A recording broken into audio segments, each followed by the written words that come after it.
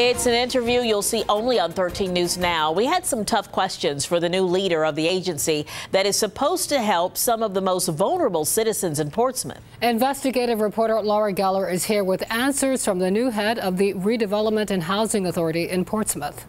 Well, with just about a month on the job, Ed Bland has already visited each of PRHA's communities and met with residents. He didn't want to say much about judging previous administrations or boards, but with a history plagued with problems, we could not ignore the controversy. It was just one question out of our half-hour interview with new PRHA Executive Director Ed Bland. It's a lofty goal. But the answer to that question should give residents living in some of the poorest communities in Portsmouth a good idea of what kind of leadership they can now expect. Would you feel comfortable moving your family into one of those communities? No, I would not. And I truly understand that, and that's the reason why we're going to work very hard to change. That change coming after a difficult period for PRHA.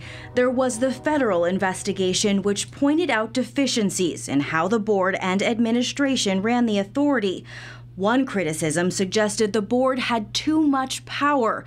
That episode led to the replacement of all commissioners. How do you plan to strike that balance? They're not looking to do the day-to-day stuff for the housing authority. They realize that's what they're hard made for. Many residents won't soon forget flooding from Hurricane Matthew that left folks in Swanson homes without heat and hot water for weeks. If another hurricane or storm were to hit here, are you confident that that won't happen again?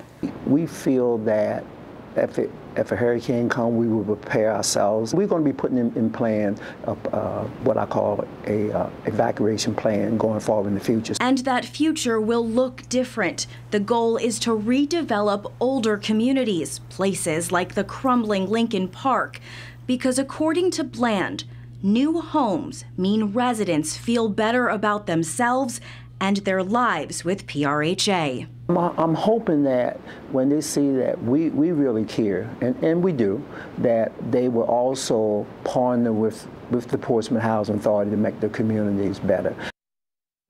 We've also learned layoffs and staff changes are a possibility. Right now, they are spending more on salaries in the central office than they are getting in fees coming in. There's a difference of about $400 grand. Bland believes the moves will not affect services for residents. Laura Geller, 13 News Now.